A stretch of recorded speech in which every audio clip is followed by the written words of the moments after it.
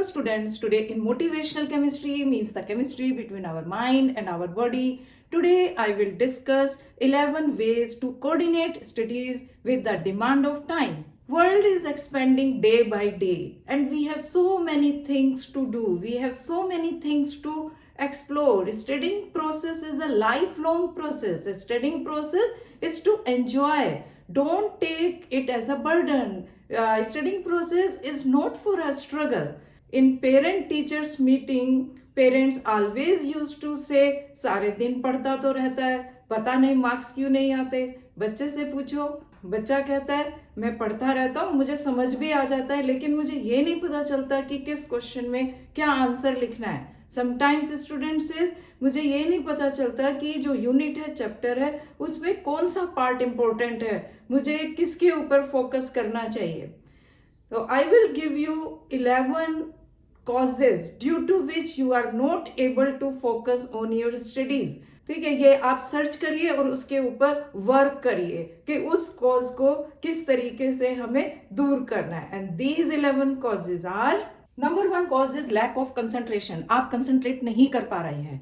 क्या आपने सही टाइम स्पेन सेलेक्ट किया है पढ़ने के लिए? आप कोई डिफिकल्ट सब्जेक्ट ले रहे हैं जिसके अंदर सेल्फ डायरेक्टिव लर्निंग की जरूरत है, तो उसके लिए आपको पिन ड्रॉप साइलेंस चाहिए. तो अपना टाइम स्पेन चेंज करिए and you will. Second cause is you don't like the subject. तो जो सब्जेक्ट जिसको आप लाइक नहीं करते हैं, तो उसके अंदर आपको क्या करना है, जो इजी वाले चैप्टर्स हैं उनको आप पहले कर लीजिए.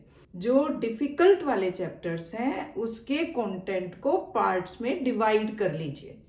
ठीक है, और जो पार्ट्स हैं उनको थोड़ा इलेबोरेट करके समझने की कोशिश करिए. इलेबोरेट जैसे आपने अंडरलाइन कर लिया, आप बोल बोल कर याद कर रहे हैं, क्या कोई कॉन्सेप्ट है, कोई डेफिनेशन है, उसको एग्जाम्पल्स के थ्रू आप अंडरस्टैंड करिए. ठीक है, ग्राफ ड्रॉ करके करिए. तो जो लर्निंग स्ट्रेटजीज हैं उनको आपको एडजस्ट करना पड़ेगा, उनको आपको चेंज करना पड़ेगा. Next cause is feel difficult to prepare notes. जो नोट्स बनाने का जो प्रोसेस स्टार्ट होता है वो क्लासरूम से स्टार्ट होता है. टीचर आपको पढ़ा रही है, आप सुनते जाइए, समझते जाइए, अपने नोट्स, क्लास नोट्स बनाते जाइए. जो भी रजिस्टर का पेज है उसके अंदर कुछ कैची वर्ड्स होंगे, जो कुछ इंपॉर्टेंट वर्ड्स होंगे. तो रजिस्टर में ऊपर की साइड जहाँ रेड और ग्रीन लाइन होती है उसके ऊपर के साइड उन कैची वर्ड्स को आप नोट कर दीजिए. कोई फार्मूला है, आप उसको अंडरलाइन कर दीजिए. कोई रीजनिंग वाला पार्ट है, इंपॉर्टेंट है, आप उसको अंडरलाइन कर दीजिए. तो घर आके आपके पास जो रेफरेंस बुक है उसमें से एक थोरो रीडिंग कर दी. जो क्लास नोट्स है उसमें आपको एक बाउंड्री मिल गई. तो क्लास नोट्स की हेल्प से और रेफरेंस बुक की हेल्प से आप ब्रीफ में अपने नोट्स बनाइए. Next cause is feeling academic pressure. जैसे अभी हमने डिस्कस किया, आपने नोट्स ब्रीफ में बनाए तो ड्यूरिंग मेकिंग नोट्स ही आपको 60% जो आपका सिलेबस है वो कवर हो जाएगा और जो एकेडमिक प्रेशर है वो ऑटोमेटिकली खत्म हो जाएगा. तो जब आप नोट्स बना रहे हैं, टॉपिक आप कवर करते जा रहे हैं, हर टॉपिक के लास्ट में कुछ क्वेश्चंस गिवन होते हैं. तो वो जो क्वेश्चंस हैं वो उसी टॉपिक से रिलेटेड हैं. तो अगर आप उन क्वेश्चंस को साथ के साथ करते जाएंगे तो जो प्रेशर है वो ऑटोमेटिकली रिमूव होता चला जाएगा और आपको ये भी पता चल जाएगा कि कौन से पार्ट में से किस टाइप के क्वेश्चन आते हैं और क्या उसका आंसर लिखना होता है. एकेडमिक प्रेशर को कम करने के लिए रिवीजन बहुत जरूरी है. एग्जाम के टाइम पे आप उसको रिटेन कर पाएंगे. Don't pile up your study table with the number of books. You will feel stress. आपको लगेगा मुझे इतना सारा पढ़ना है. Next cause is studying in unpleasant atmosphere. देखिए, ये टीचर्स और पेरेंट्स दोनों की रिस्पॉन्सिबिलिटी बनती है बच्चे के लिए एक प्लेजेंट एटमॉस्फेयर क्रिएट करें. केवल एक डांटने से जिम्मेदारी पूरी नहीं हो जाती है. जो भी बच्चा कर रहा है उसको बूस्ट अप करिए, उसकी प्रेज करिए, उसको मोटिवेट करिए. तो बच्चे की जो माइंड की कैपेसिटी है, मेमोरी पावर जो है, लर्निंग पावर जो है वो ऑटोमेटिकली इंक्रीज हो जाएगी. ओवरथिंक. ओवरथिंक का मतलब you are welcoming anxiety aunty. वो आपके दिमाग में एंटर कर जाएगी, आपका माइंडसेट नेगेटिव हो जाएगा. ठीक है, जब भी आपको लग रहा है कि आप ओवरथिंकिंग वाली स्टेज के अंदर एंटर कर रहे हैं, डिस्ट्रैक्ट योर माइंड। ठीक है, आप वॉक करने चले जाइए, आप सब्जेक्ट चेंज कर लीजिए, आप किसी और एक्टिविटी में अपने आप को एंगेज कर लीजिए। Next cause is sleep disorder. Sleep disorder is very harmful. When we sleep, some chemicals are released in our body which are useful to maintain immune system of our body. You should develop healthy and active lifestyle. कम से कम 6 to 7 hours daily आपको नींद लेनी ही लेनी है.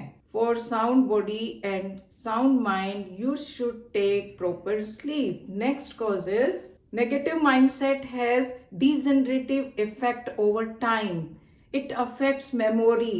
It affects retaining power of mind. Think positive. I will give my 100%. Everything will be fine. I will handle my studies. Next cause is unorganized. Manage your time well in order. Things will be done quickly, effectively, and automatically in lesser time. So you should be organized. Next cause is no goals in life. Goal clarity is must. It gives purpose to our life.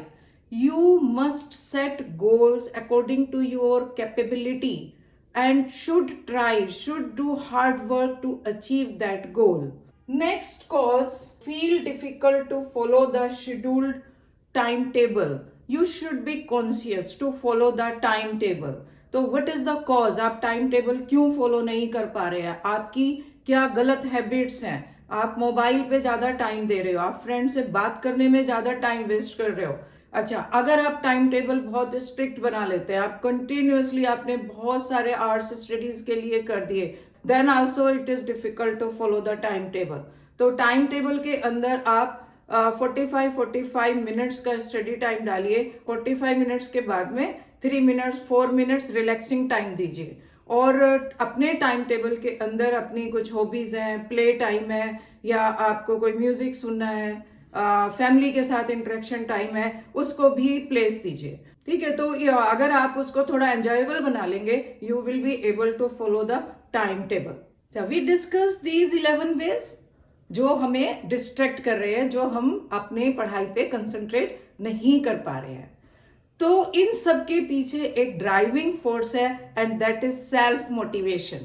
तो self motivation is the driving force to get rid of these causes. अपने आप से बात करिए, अपने ऊपर confidence रखिए, think positive. तो जो 11 कॉजेज अभी हमने डिस्कस किए थे, by self motivation, by self counselling, by confidence, those causes changed into these 11 ways to coordinate your studies, and these are able to concentrate in studies. By applying learning strategies, enjoy the subject, make notes in brief, can manage stress, create positive atmosphere. Next, over thinking self directive learning. Over think कर रहे हैं, लेकिन आप उसको negative thoughts की तरफ मत लेके जाइए। आपके अंदर की जो क्यूरियोसिटी है, आप उसको यूज कर रहे हैं to understand the subject, then it is not harmful. Next is sound sleep and positive mindset. If you are organised, अगर आप ऑर्गेनाइज्ड हैं, you will follow the schedule time table. जो आपका गोल है, आप उसको अचीव करेंगे। आप स्ट्रेस को भी मैनेज कर सकते हैं, आप नोट्स भी प्रॉपरली बना सकते हैं, और जब सब चीजें ऑर्गेनाइज्ड होंगी तो आपके पास टाइम होगा, आप साउंड स्लीप भी ले सकते हैं। तो ऑर्गेनाइज तो मेन फैक्टर है। इफ यू आर ऑर्गेनाइज्ड, तो everything will be in fine way. Okay बच्चों, आप जो मैंने आपको ये कोऑर्डिनेट्स दिए हैं, आप इनको फॉलो करेंगे, और लास्ट में मैं यही कहूंगी, खुश रहिए और कामयाब हो जाइए। मिलते हैं नेक्स्ट वीडियो में।